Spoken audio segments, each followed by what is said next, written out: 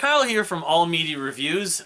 Here to do this review from the band, the Pneumatic Transit, that I've mentioned 3, 4, 5, 6 times between on my videos, on the Sunday's prog stream, and there's been one or two other times I've mentioned it. The Pneumatic Transit. Who is the Pneumatic Transit? It's primarily driven by one musician. This gentleman's name is Jeff Zampillo, who's from Chicago, Illinois. His background, I mean, I talked about it in the All Media Reviews blog. I could count on one hand, even less, probably the amount of times I talked about it on this YouTube channel. It was many years ago, probably for the first album. So he approached me. He had been in the band. He was on the Exotic Animal Petting Zoo, which I was really more into the first Exotic Animal Petting Zoo. Exotic Animal Petting Zoo was sort of like a progressive, post-hardcore, math rock, kind of post-rocky kind of band. But he was in on the second one. The first one I really liked for a little while, and then I kind of just couldn't deal with the vocals ultimately. But the second one was the Tree of Tongues, and that was like 2009 maybe. Anyway, I know he'd been on that. I don't know how the communication started, but somehow he got in touch with me. Maybe he found my blog. He knew I was a fan of the Mars Volta and Fusion. So he put out that album, Concerto for Double Moon, in 2015. I really liked it. It was very much a prog, instrumental prog album, highly, jazz fusion rock, jazz rock influence, like very vintagey sounding like something that the Mahavishnu Orchestra would have done, but not that many people found it. Some people did. I think people that liked it, but the prog scene, is just so unreliable. I mean, maybe it's personally my ability to promote. It's just has limitations, unfortunately. But then in 2019, he put out an album called Cordai Tendinae. It's a weird spelling. Tendineeae.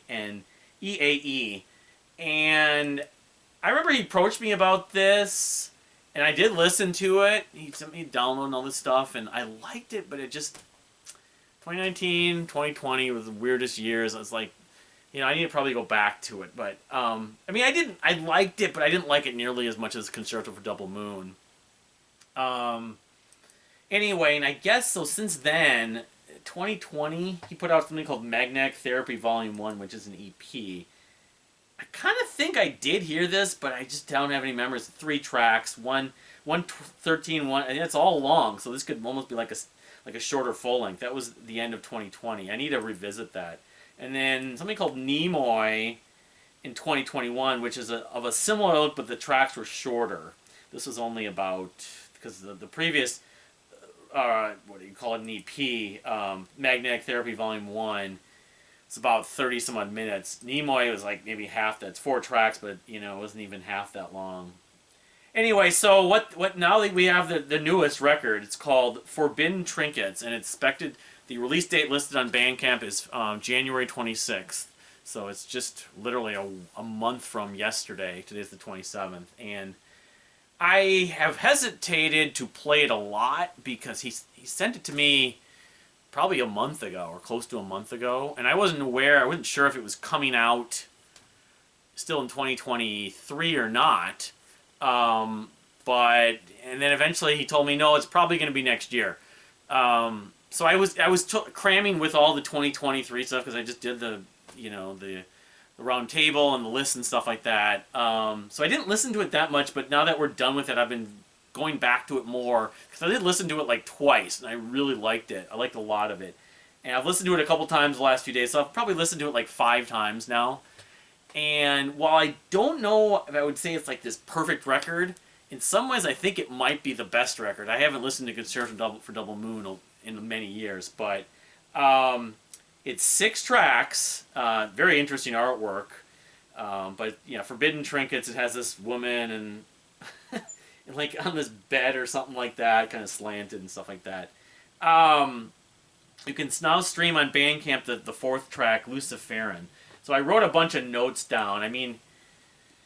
So there's 6 songs. One song's called The House of Peacocks. Another song's called A Parody of a Parody. The 3rd track is the title track. The 4th track, Luciferin, that's available to stream. The 5th and 6th track, Digital Mannequins and Palaces of Tears. So it's about 50 minutes. I think this might be the first release, at least the first full length that they've used vocals. Though the vocals are used in limitation. They're on like 3 or 4 tracks, the title track included. I mean, if I'm going for my go-tos, because I like a lot of moments of every track, Forbidden Trinkets, the title track, is probably my least favorite song. That's really just like a 7-minute kind of brooding ballad. But the last 2 tracks, Digital Mannequins and Palace of Tears, are filled with a lot of great moments. The use of saxophone. The last track, Palace of Tears, is a little over 10 minutes, like almost 11 minutes. That interplay of the sax is just so earwormy and energetic. I love that. Digital Mannequins, well, I like the first part. It leads up to this section with this great riff, this just punchy riff. It's so good over this dreamy bed of, I don't know if it's synths or whatever. It's a guitar texture. The House of Peacocks, it's great. The vocals don't hurt it. It kind of reminds me of Sculptured or Time of Orchids in some ways, where they're just kind of slightly there, but they kind of lend for the mood. Really, it's not like in your face at all in the least. There's some sax on that, and some Latin sounding trumpet. The trumpet is probably my favorite part of this track. It doesn't, it kind of goes in and out, but it stands out the most. It has a very cool jazzy Latin element. And then a parody of a parody. First part is keyboard driven, and that's this violin section that's great.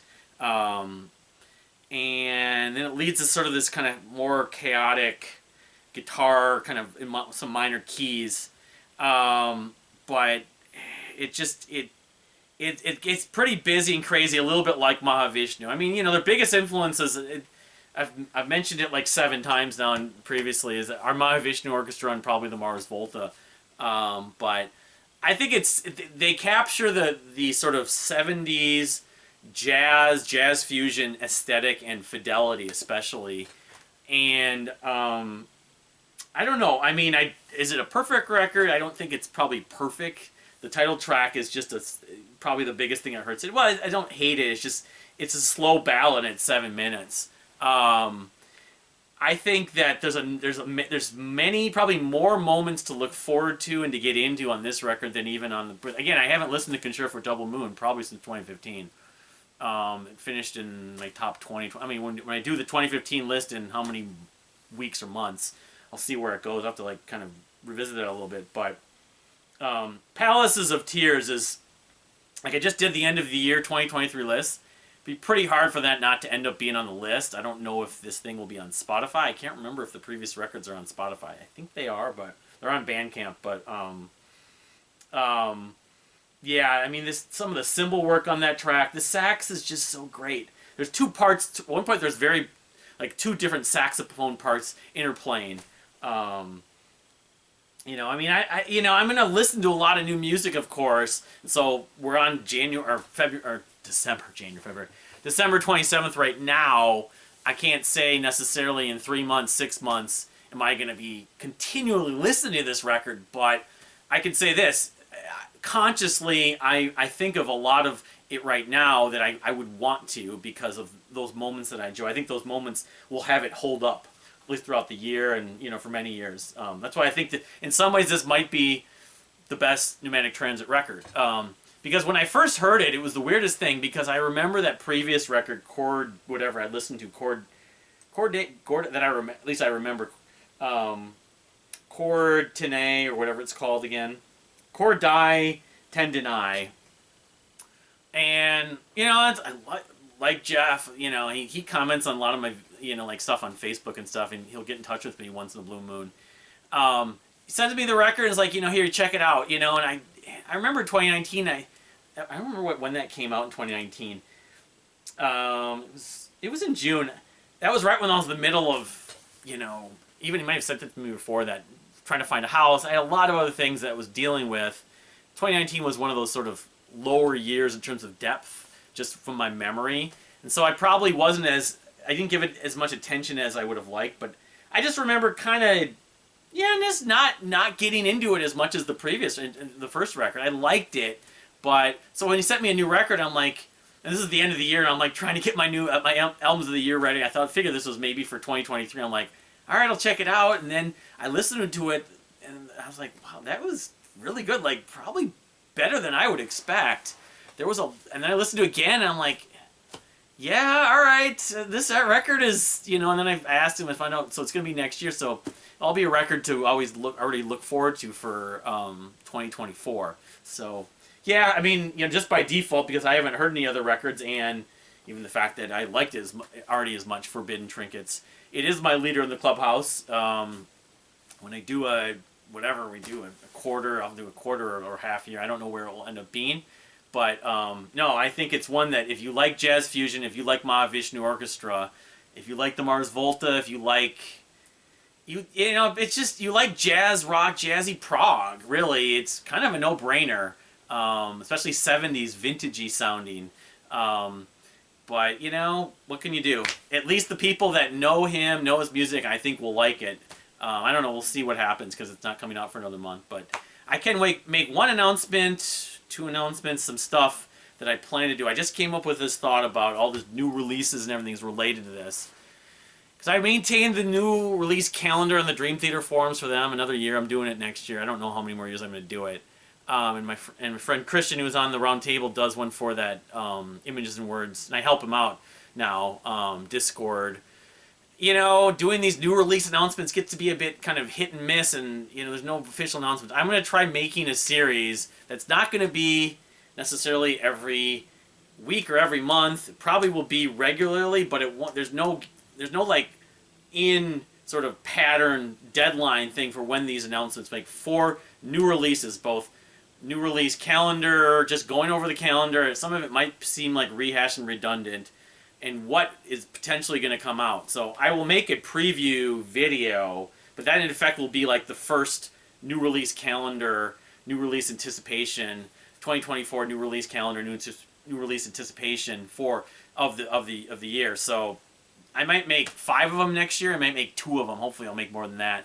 I might make 25 of them. Given the way, they may just be quick videos if I can find the time to do that. Just to go over some new announcements. The problem is you make an announcement and then you gotta catch up. Nathan on Shuffle can relate because in his prog news weekly thing, he'll make the video and there'll be something announced that day he doesn't include. So I empathize, I sympathize with that situation, unfortunately. So that's kind of the sort of thing to keep in mind, the sort of a disclaimer with any of these new release calendar videos, new release anticipation, new release calendar, new release news videos, is that not everything will be included, and if all goes well, will be included in the next one, but it might be the next week, it might be later that day, it might be later that week, it might be in the next month. I can't really commit and be certain on when I will be able to get these out, sooner than later. I know it's sometimes easy just to add it onto the end of a video, which doesn't necessarily help people out always, but so anyway, but thank you for watching. If you've subscribed recently, thank you for subscribing, but please subscribe if you have not subscribed. Please leave a comment, give it a thumbs up, and hit the notification bell, of course, because that all helps with YouTube's algorithm, and we'll see you next time.